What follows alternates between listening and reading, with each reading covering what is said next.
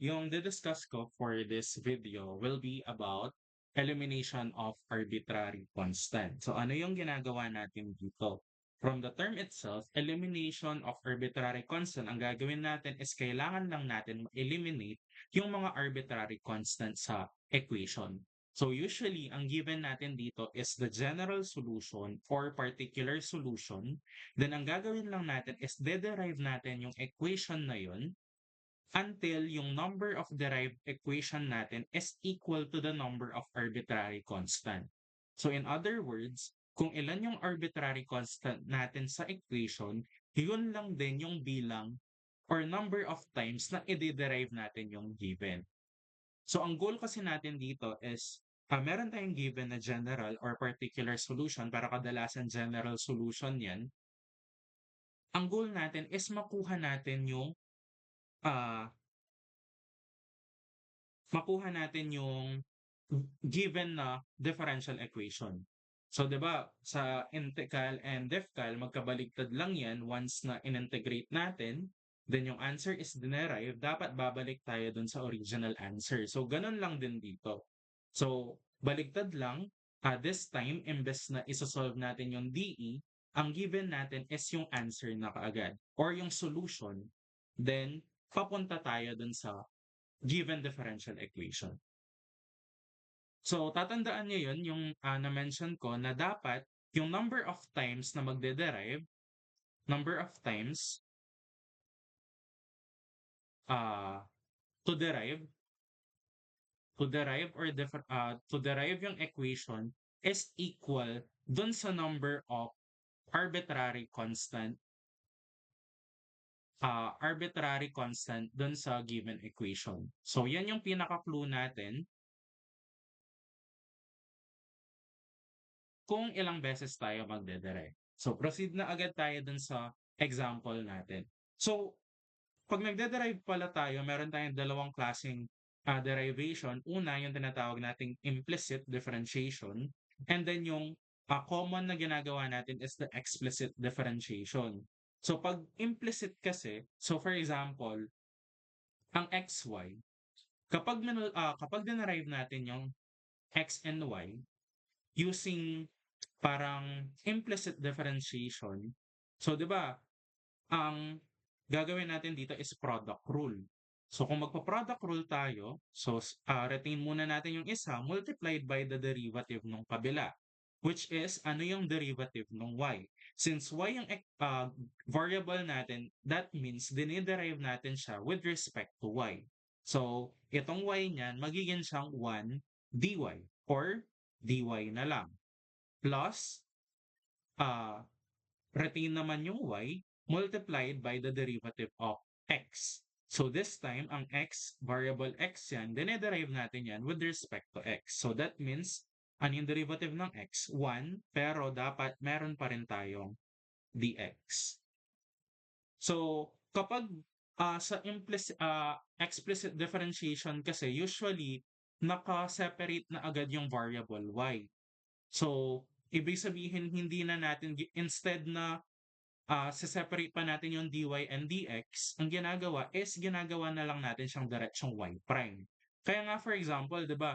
Let's say ang equation natin is y is equal to x squared. 'Di ba ang derivative lang nito is y prime is equal to 2x. Pero kapag susulat kasi natin talaga 'yan using yung implicit na pinapakita pa natin yung dy over dx, so ang y natin, derivative ng y, with respect to y is dy kasi 1 dy is equal to x squared. Derivative nito, variable x lang yan. So derivative ng x squared is 2x dx. So kung di-divide natin both sides to na by dx, ang mangyari lang, magiging lang tong dy over dx is equal to 2x or y prime is equal to 2x. So, yung gawin natin dito niyan, para consistent lang tayo when it comes to dun sa form ng equation na kailangan nating isolve. So, kapag meron kayong nakitang product ng x and y or let's say ang y natin is naka-squared siya, ang gawin natin is implicit. So kapag meron kayong ganito, y squared or meron degree yung y natin, ang gawin nyo is mag-implicit tayo. Pero kapag naka-isolate naman, for example, ganito lang yung equation natin, y is equal to something, naka-isolate yung y, ang gawin nyo is mag-explicit na lang. So, naka-y prime na agad tayo. So, try tayo ng example. So, example number 1. For example number 1, let's try x squared plus 2xy is equal to c. So, ayan. Yung given natin, so x squared plus 2xy equals to c, ang una niyong kailangan gawin is bilangin lang kung ilan yung arbitrary constant natin. Kasi doon magdedepende kung ilang beses tayo magde-derive. Kasi nga, number of times to derive is equal to the number of arbitrary constant doon sa given. So dito, ang arbitrary constant natin is c, isa lang siya. So ang gagawin niyan natin is de-derive lang natin siya ng isang beses. Kasi kung titignan nyo, once na dinerive na natin yan ng isang beses, ang mangyayari dito, since constant lang yan, derivative ng constant is just 0. So that means, mawawala na yan dun sa equation natin. So, derive na natin. Ang given natin is meron tayong product ng xy. So that means, mag-implicit differentiation na lang tayo. So, ito, x squared. Derivative ng x squared is 2x. Dinerive natin siya with respect to x kasi x variable yan. So, wag niyong kakalimutang ilagay yung dx natin. Plus, ito naman. So, product rule to. So, ito yung gawin kong first term, yung 2x. Second term natin yung y. So, retain lang natin yung 2x multiplied by the derivative ng kabila, which is derivative of y is 1 dy. Plus, retain naman yung y multiplied by the derivative ng kabila, which is derivative ng 2x. Ano yung derivative ng 2x? So, 2 dx is equal to, yung c natin, derivative niyan, magzi-zero na. So, ayusin lang muna natin siya. Ang gawin natin, so 2x dx, ayusin ko lang muna, 2x dy plus 2y dx is equal to 0. Pwede actually nating simplify yung equation kasi kung titignan nyo, lahat sila divisible by 2. So kung di-divide natin yung buong equation by 2 or multiply natin ng 1/2 yung buong equation, magka-cancel lang yan. Ang matitira natin is x dx plus x dy plus y dx is equal to 0. Pero kapag nagsusulat kayo ng final answer, make sure lang na pagsamasamahin nyo lahat ng merong dx and lahat ng merong dy. So, arrange lang natin. So, x dx plus ito, meron siyang dx, so y dx to, plus x dy is equal to 0. In-arrange ko lang. Sama ko lang tong dalawa. Para sa final answer natin, pwede nating i-factor out. So, ang mangyayari niyan, factor out natin yung dx, ang matitira is x plus y multiplied by dx plus x dy is equal to 0. So, ayan na yung magiging final answer natin. Ganito yung usual form ng mga differential equation na susolve niya natin once na napunta na tayo dun sa pag-solve ng So, ayan na yung general solution. Next example. So, next example, paano naman kapag yung given natin is ganito? Y is equal to ax squared plus bx plus c. So, kung titignan nyo, ang bilang ng arbitrary constant natin, meron tayong a, b, c. So, tatlo yan. Ibig sabihin, tatlong beses tayo magde-derive. And, naka-isolate na yung y natin dun sa kabila. So, explicit differentiation na lang. So, diretso na natin siyang y prime yan dito. So, kapag naka-y prime kasi, that means dy over dx na yan, hindi na natin kailangan isulat yung dx dun sa left side ng equation. So, ano yung derivative niya nito? So, magiging lang tong, constant lang yung mga yan, so naka-multiply lang, magiging lang tong 2a x plus, ang derivative ng bx is just b. So, first derivative pa lang yan. Ito, derivative ng C is 0. So, ayan. Then, second derivative, kasi nga tatlo yung differential equation na, tatlo yung arbitrary constant natin. So, second derivative will be, so, derivative of 2ax, 2a na lang, plus 0. Kaso hindi pa yan yung final answer kasi kailangan pa nating mag third derivative kasi nga 3 yung arbitrary constant. Derivative of 2a, purely constant lang yan, so 0 lang siya. So, ibig sabihin, ito na yung final answer natin. So, na-eliminate lang natin yung mga arbitrary constant. Next example. So, paano naman kapag ganito yung given natin? So, y is equal to c sub 1 sine 2x plus c sub 2 cosine 2x. Ayan. Ito, explicit na lang kasi naka-isolate naman yung y, and then dalawang beses tayo magde-derive kasi meron tayong c sub 1 and c sub 2.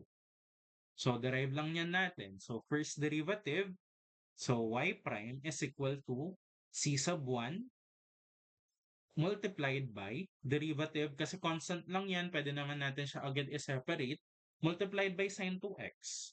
Derivative ng sine 2x. Ano ba yung derivative ng sine 2x? Meron tayong cosine 2x, pero huwag niyong kakalimutan, yung chain rule natin, kailangan i-derive pa natin siya dun sa derivative ng nasa loob, which is 2 plus c sub 2 multiplied by derivative ng cosine 2x is negative sine 2x. So again, chain rule multiplied by 2 pa din. So ayusin lang natin siya. Y prime is equal to 2 c sub 1 cosine 2x minus 2 c sub 2 sine 2x.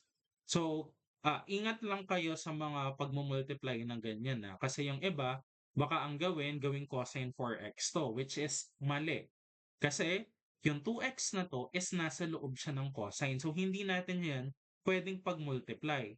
Yung 2 kasi nakamultiply siya dun sa buong term. So, that means constant to. Or parang mumultiply lang natin siya dun sa coefficient niya. Hindi nyo pwedeng i-multiply dun sa nasa loob. So, careful na lang. Kaya nga, maganda, ayusin nyo yung pagkakasulat nyo. Make sure lang na proper parenthesis yung ginagamit ninyo. So, next. First derivative pa lang to. Proceed nyo tayo sa second derivative kasi nga, dalawang arbitrary constant. So, ito niyan, rewrite lang natin 2c sub 1. Derivative ng cosine is negative sine 2x multiplied by positive minus 2. Hiniwalay ko lang muna to, minus 2c sub 2 multiplied by the derivative of sine 2x, which is cosine 2x multiplied by 2. Kapag ano naman, kapag sa mga solution nyo, pwede nyo naman dinediretso na. Like, for example, gawin nyo na agad negative 4 c sub 1 sin 2x minus 4 c sub 2 cosine 2x kung sanay naman kayo. Pero para yung iba, para hindi lang din malito, gawin lang natin siya ng step by step. So, ayusin lang natin. So, y double prime is equal to, so negative 4 c sub 1 sin 2x minus 4 c sub 2 cosine 2x. So, bakit ganyan? Kasi, sabi natin kanina, magde-derive tayo to eliminate the constant. Pero, sa mga equation na na-derive natin, let's say ito yung equation. So, meron tayong equation na y prime, and then, itong pangalawa. Kung titignan nyo, dun sa equation natin, hindi naman natin na eliminate yung arbitrary constant. Nandun pa din sila. So ngayon yan, dyan napapasok yung pag-manipulate natin dun sa mga equation. So ang gagawin natin, check lang natin lahat ng equation, yung y, yung original given, yung y prime, y double prime, or yung mga original equation saka yung mga derived equation. Ang gagawin yan natin is titignan lang natin kung ano yung pwede nating magawa sa kanila. Baka kasi meron namang pwedeng ma-substitute, tapos pwede na natin silang ma-eliminate. So for example, dito sa part na to, ang y double prime natin, kung titignan nyo, ang y double prime, rewrite ko lang siya dito. Y double prime is equal to negative 4 c sub 1 sine 2x minus 4 c sub 2 cosine 2x. Ano ba yung parehas dito sa dalawa? So kung titignan nyo, they are both, yung constant nila parehas ng negative 4. So that means, pwede nating i-factor out yung negative 4. Once na finactor out natin yan, ang mangyayari dun sa loob is c sub 1 sine 2x, nilabas natin yung negative 4, magpa-positive na dito, which is c sub 2 cosine 2x. Ngayon yan, tignan nyo yung equation na to. Yung c sub 1 sine 2x plus c sub 2 cosine 2x, saan ba equal yan? So kung titignan nyo, equal yan sa, eto lang yan, which is equal sa y. So that means, etong part na to, so y double prime, pwede na natin siyang sabihin na equal lang siya sa negative 4. So instead na ito yung susulat natin, pwede na natin siyang palitan ng y. Kasi nga, equal naman sila. So that means, ito yung magiging final answer natin for this given. So, ayan.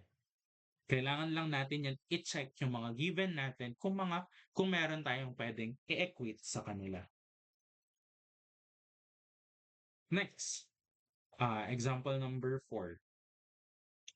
So for example number 4, let's say ang given natin is y squared is equal to 4ax. So ang y squared is equal to 4ax, actually parabola lang to na open to the right. Open lang siya to the right. Gawin lang yan natin is kunin lang natin yung differential equation. So, ano yung sabi ko kanina? Kapag meron tayong y, tapos meron siyang naka-separate siya dito, pero naka-squared pa to. So, ang gawin natin is ano na lang tayo, implicit. So, ito niyan, magiging lang tong 2y multiplied by dy is equal to, derivative lang nito. Isa lang yung arbitrary constant natin, a lang. So, that means isang beses lang tayo magde-derive. Ano yung derivative niya nito? So, ang derivative niya is 4a multiplied by uh, dx.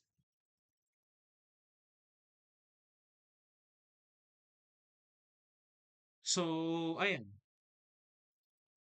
Pagdating dito, actually, dalawa yung possible solution natin dito. Yung una, pwedeng diretso na ganyan, na 2y dy is equal to 4a dx. Kaso lang, hindi na-eliminate yung a. Nandyan pa din yung a natin. So, ano yung gagawin niya natin? Pwede natin kunin ano ba yung value ng a. Or pwede yung 4a na lang diretso. 'Di ba ang mangyayari niyan dito, yung 4a natin, so yung 4a, from this equation, so pwede natin gawin na y squared over x is equal to 4a. Dinivide lang natin both sides by x. So that means, ito niyan, pwede na natin siyang substitute.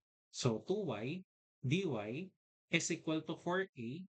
Ano yung 4a natin? Ang 4a natin is y squared over x multiplied by dx. So final answer niyan, so dapat cross-multiply pa natin. So 2xy dy is equal to y squared dx. Or yung pang general form kasi natin, nauna yung dx, tapos plus or minus yun sa dy equals 0. So, arrange ko lang. So, magiging lang tong y squared dx minus 2xy is equal to 0.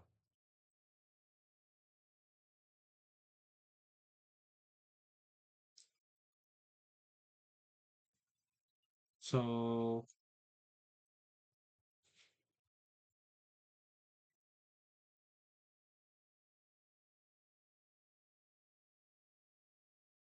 final answer na ba niyan yan?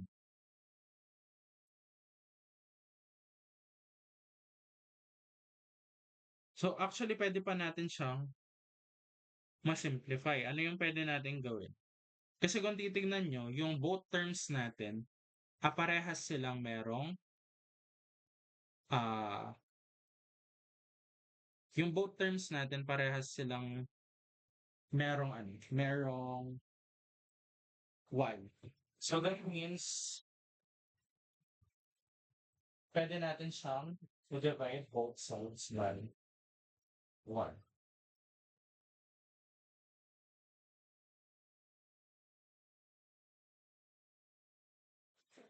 Ayan, parehas silang merong y. Ito kasi kapag dinivide natin yung buong equation by y, so over 0/y, 0 pa din naman 'yan. So ang matitira is y dx. So y dx na lang minus 2x, yung dy di ko nasulat. 2x dy is equal to 0. So ito na yung final answer natin. So ano pa yung sinasabi kong isang solution? Kasi sabi ko kanina dalawa yung possible solution natin. So madalas kasi kapag isa lang yung arbitrary constant, so for example sa case na 'to, isa lang yung constant natin, ang ginagawa na lang is ina-isolate na lang siya. So bakit? Bakit ina-isolate na lang siya basta-basta? Kasi nga, once na in-isolate natin 'to, 'di ba puwede nating gawin na yung equation natin ganito na lang, y squared, so sulat ko lang siya dito, y squared over x is equal to 4a. So kapag kasi ginawa natin ganito, y squared is equal over x is equal to 4a, ang once na dinerive natin yung equation, kahit isang beses lang, kasi nga first derivative lang naman, matatanggal na kaagad 'to, yung 4a, yung buong 4a. So magze-zero na 'to, kasi nga constant lang naman 'yan, yung buong 4a, kapag dinerive natin. So ang difference lang, magko-quotient rule niyan tayo dito. So quotient rule, so, ah, 'di ba ang quotient rule natin kung meron tayong u over v, derivative niya is, v du minus u dv over v squared. So v squared, yung x natin is the v, so x squared sa baba. So sa taas, v, ah, x multiplied by the derivative nung nasa taas, which is 2y. Kaso lang, nagde-derive tayo with respect to y, so meron tayong 2y dy minus u dv. So ang u naman natin is y squared multiplied by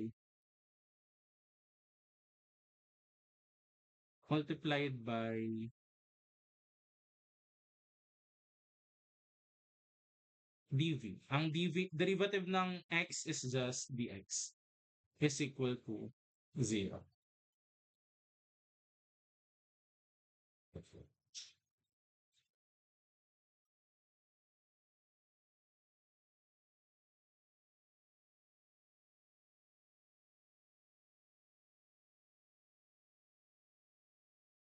So, ayan.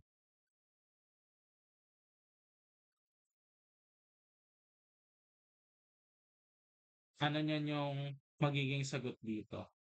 So, kung ko-cross multiply natin sila ng x squared, so multiply lang natin yung buong equation by x squared. So magka-cancel lang 'to. Kasi multiplied by 0 tapos dito, x squared multiplied by over x squared magka-cancel lang. So matitira dito is 2xy, 2xy dy minus y squared dx is equal to 0. So again, parehas na merong y. So divide lang natin both sides by y. So magka-cancel lang 'to, matatanggal 'yan. Ang matitira is 2x dy minus y dx is equal to 0. Kung titignan niyo parang baligtad, pero kung in-arrange kasi natin 'to, nilipat lang natin sa kabilang side, matitira is y dx minus 2x dy lang din naman. So same same lang din naman, mag-a-arrive tayo sa same final answer. So, ayan. Kaya kahit ano naman yung method na gamitin ninyo, lagi naman tayong mag-a-arrive sa same final answer. Kahit nga actually, kahit nga ito gawin yung mag-implicit kayo diyan, or mag-explicit differentiation, okay lang din eh. Pero sabi ko nga kanina, para consistent lang tayo when it comes to our solution. Basta kapag meron tayong nakamultiply na x and y or yung y natin meron siyang exponent, mag-implicit na lang tayo. So next, example number 5. So, for example number 5, try natin to. So, y is equal to sine x plus c over sine x.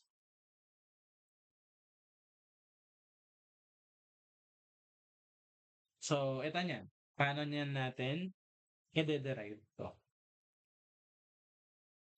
So, yung pinakamadaling way is dapat, since isa lang yung arbitrary constant natin, and ang original equation natin is y lang din naman. So, kahit y prime na lang tayo ng diretso, y is equal to sine x plus c over sine x.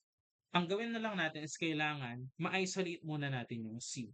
Para kapag dinerive natin, tanggal ka agad siya. So, ang gagawin natin is multiply lang natin yung buong equation na to by sine x.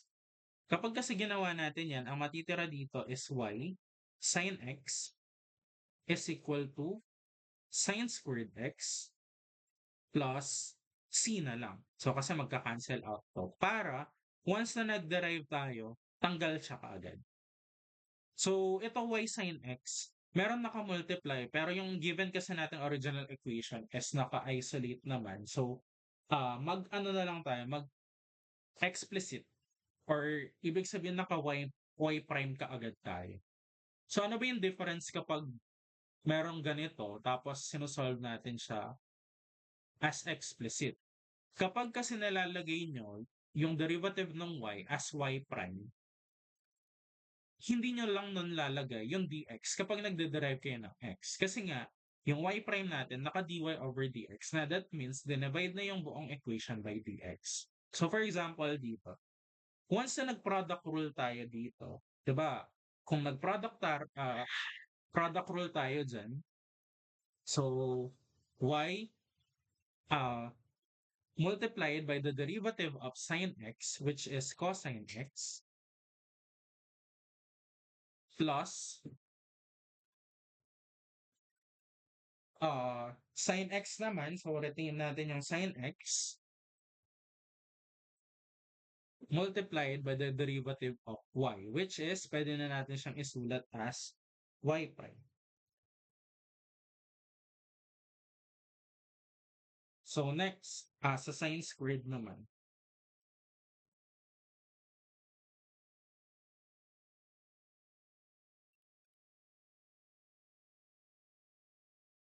So sa sine squared, ano yung derivative niya?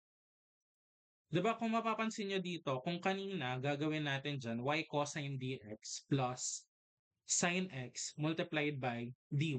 So, yung instead na dy na lang, ginawa na natin siyang y prime kasi nga hindi na natin sinulat yung dx dito. That means yung buong equation, nakaderive na siya or nakadivide na siya buo by dx. Kasi nga yung y prime natin is dy over dx naman. Equals dun sa kabila. So, derivative of sine squared x, power rule lang yan. So, 2 sine x multiplied by minus 1 sa exponent, derivative ng sine, which is cosine x, plus 0. Wala na to. So, pwede nating masimplify yung equation.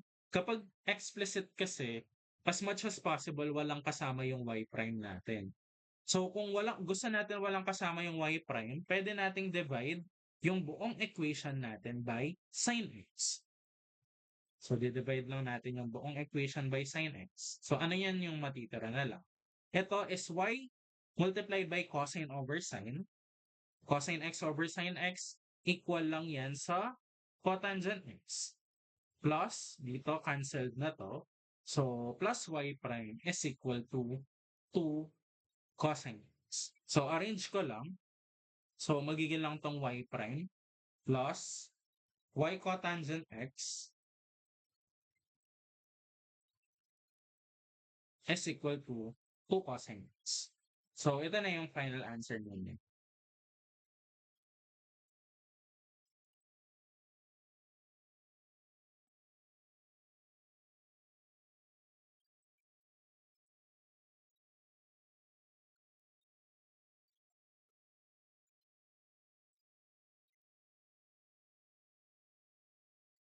Next, example number 6. So for example number 6, try natin ito. So y is equal to c sub 1 e raised to x plus c sub 2 x e raised to x. So ito, explicit, then dalawang beses tayo magde-derive. Mabilis lang yung derivation nito. So y prime, ano yung derivative nito? C sub 1 e raised to x. Kasi nga, ang derivative lang naman ng e raised to x is e raised to u du. Ang du natin dito is 1 lang. So plus, dito naman kailangan nating mag-product rule. So gawin kong u to, ito naman yung v. So rewrite the first term, multiplied by the derivative ng kabila, which is e raised to x lang din naman, plus, rewrite naman yung second term, multiplied by the derivative ng kabila, which is c sub 2. So that means yung y prime natin is just equal sa c sub 1 e raised to x plus c sub 2 x e raised to x plus c sub 2 e raised to x.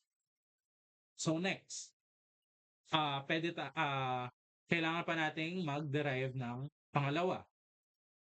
So, actually dito pa lang, kung titignan nyo, itong part na to, pwede na natin siyang palitan. Pero mamaya natin gawin.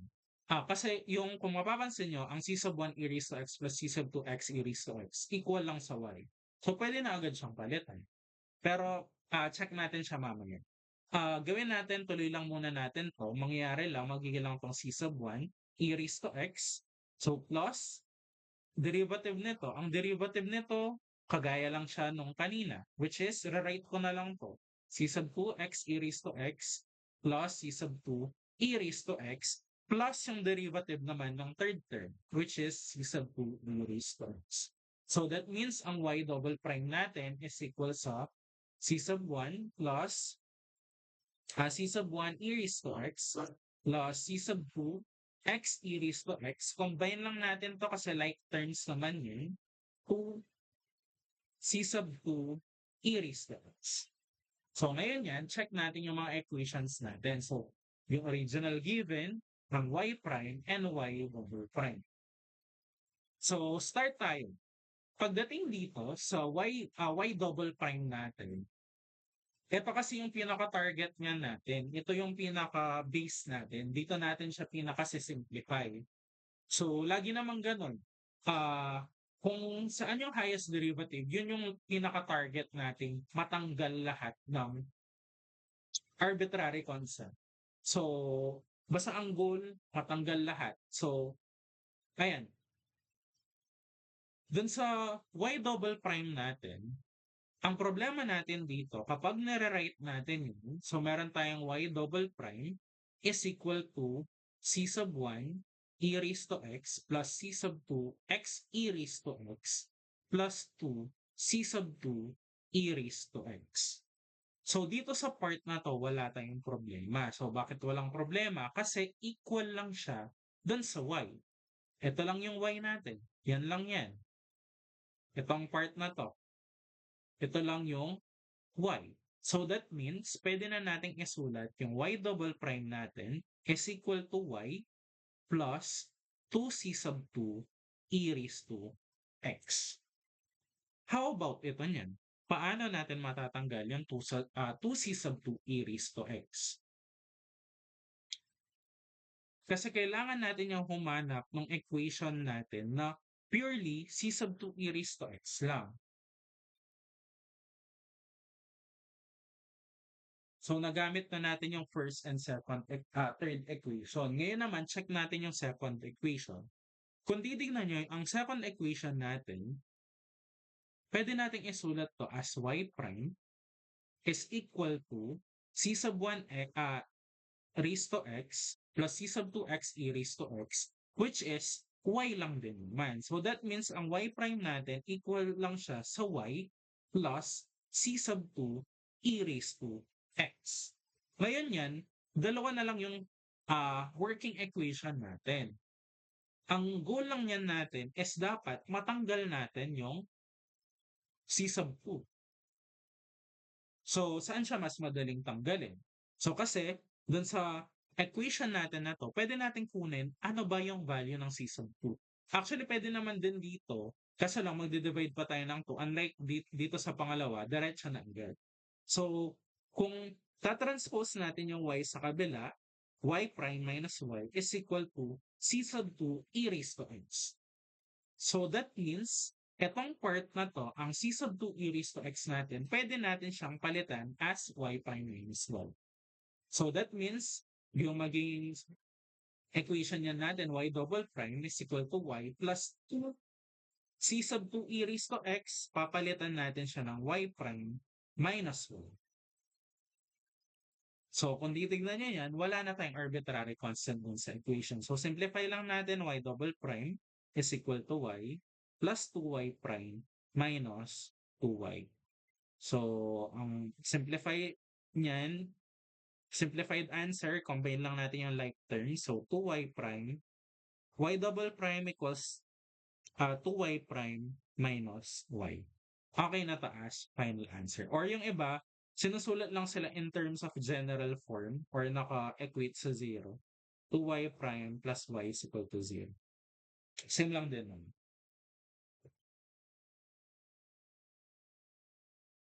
So next, problem number 7. Hanggang 8 examples lang to.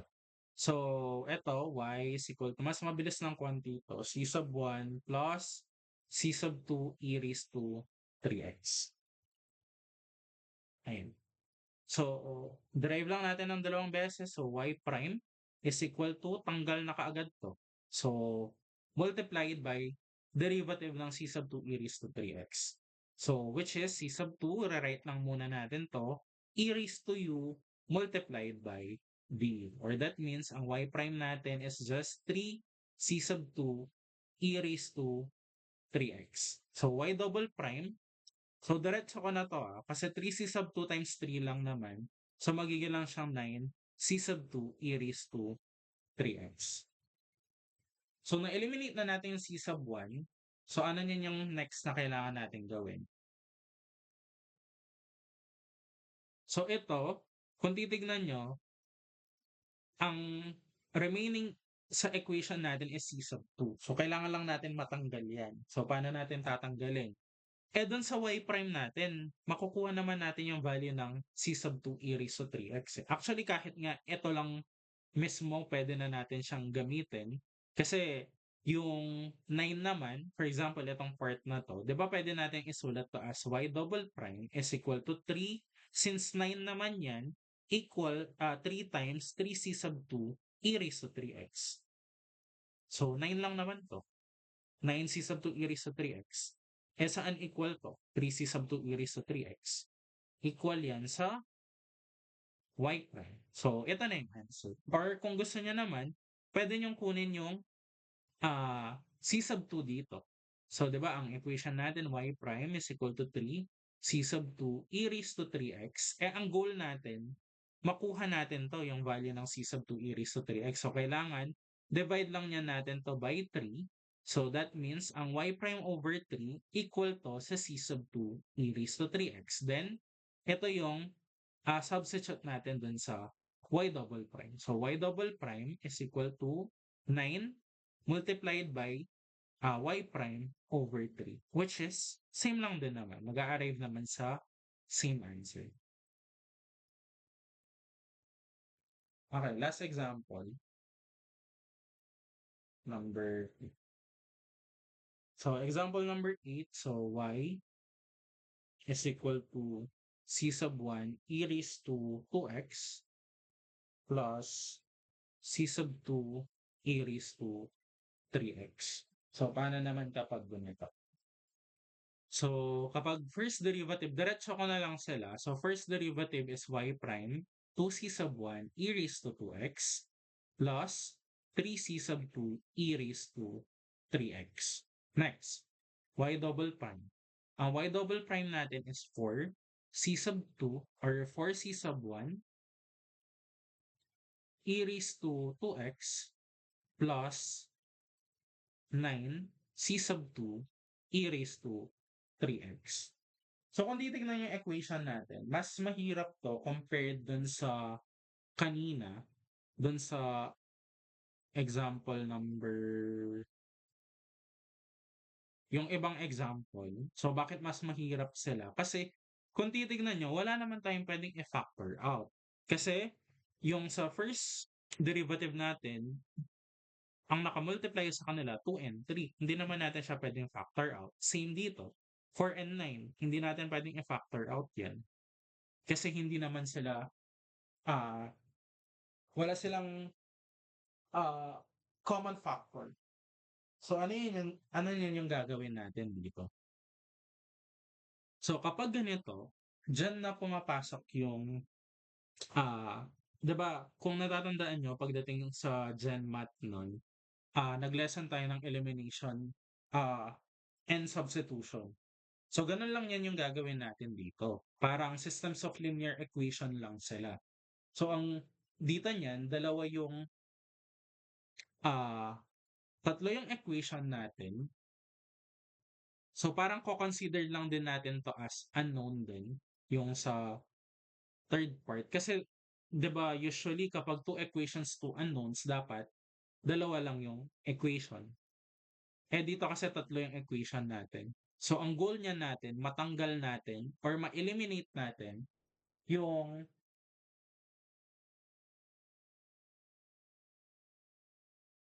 C sub 1 and C sub 2.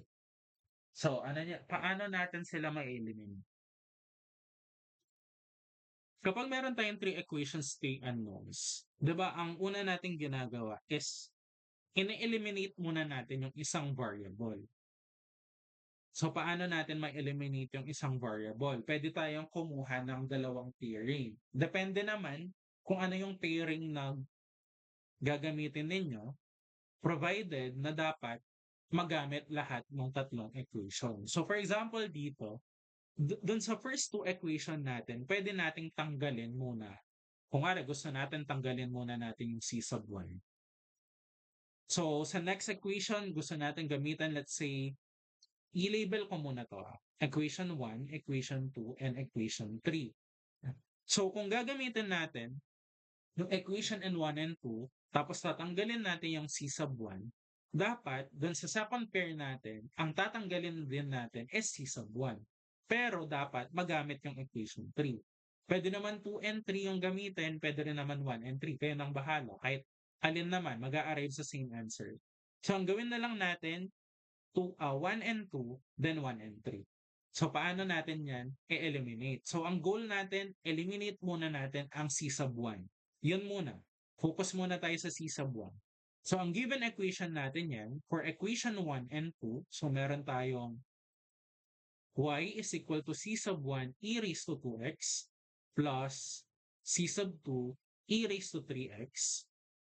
Then y prime is equal to 2c sub 1 e raised to 2x plus 3c sub 2 e raised to 3x.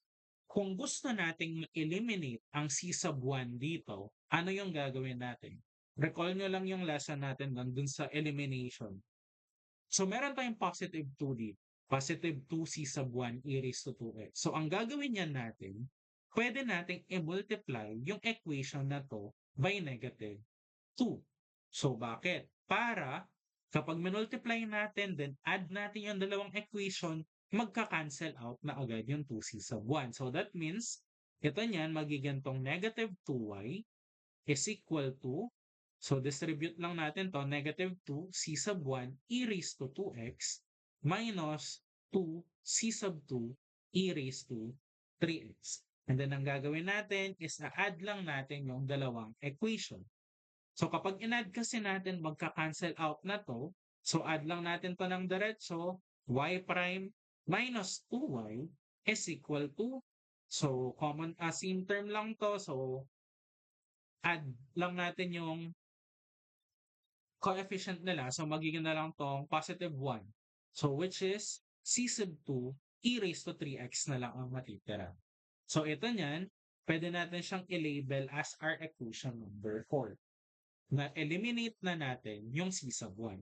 Next niyan is gawin natin is Dun sa 1 and 3 naman, kasi kailangan magamit natin yung equation number 3. So, wala pa kasi tayong way dito, kahit na meron na tayong equation number 4, wala pa tayong way para ma-solve natin siya. Kasi kung titignan nyo, yung mga equation natin, pwede tayong kumuha ng C sub 2 dito sa equation 1. Kaso lang, meron pa siyang C sub 1 e raised to 2x. So, babalik na naman yung C sub 1. So, kaya ang goal natin is eliminate muna natin yung C sub 1. So, gamitin yan natin is equation 1 and 3. So, pagdating sa equation 1 and 3, so sulat lang ulit natin, y is equal to c sub 1 e raised to 2x plus c sub 2 e raised to 3x. Y double prime is equal to 4c sub 1 e raised to 2x plus 9c sub 2 e raised to 3x. So, kung gusto natin ma-eliminate ang c sub 1, kailangan i-multiply natin to by negative 4. So, ang mangyayari niyan, magiging tong negative 4y equals negative 4 c sub 1 e raised to 2x minus 4 c sub 2 e raised to 3x. Then, add natin yung dalawang equation. So, kaya nga kung mas mabilis yung na gamitin natin yung pinaka-base, which is yung original given, and then i-pair na lang natin sa iba. So, kaya laging 1, 2, 1, 3. Mas madali. Though pwede naman yung 1, 2, tas 2, 3 yung gamitin ninyo. So, or 2, 3, tsaka 1, 3. Kahit alin naman, basta magamit natin yung tatlong equation. Mag-a-arrive naman kayo sa same answer. So, ayan, simplify lang natin to. Add lang natin yung dalawa. So, y double prime minus 4y is equal to, cancelled out na to, 9 minus 4, so 5, c sub 2 e raised to 3x. This will be our equation number 5. So, kung titignan nyo yan, yung equation number 4 and 5 natin, isa na lang yung constant, which is c sub 2 e raised to 3x. Pero, pwede na natin agad i-substitute kasi kung titignan nyo to, ang c sub 2 e raised to 3x natin, equal agad siya sa y prime minus 2y. So, substitute na lang natin siya dito sa equation 5. So, mangyayari niyan, y double prime minus 4y is equal to 5. Ang c sub 2 e raised to 3x natin is just y prime minus 2y. So, that means, ang answer niya natin dito is y double prime minus 4y is equal to 5y prime minus 10y. So, gawin na lang natin siyang general or naka-equate sa 0. So, y double prime minus 5y prime minus 4y plus 10y is equal to 0. So, that means ang final answer natin is y double prime minus 5y prime. Combine lang natin yung mga like terms plus 6y is equal to 0. So, this will be our final answer. So, ayan. Ganyan yung sa elimination of arbitrary constant. Ang goal natin, matanggal lang yung mga arbitrary constant. And again, yung number of derivative or number nung pag-derive natin is dapat equal lang siya dun sa number of arbitrary constant na meron tayo sa equation. So, ayan lang. Thank you.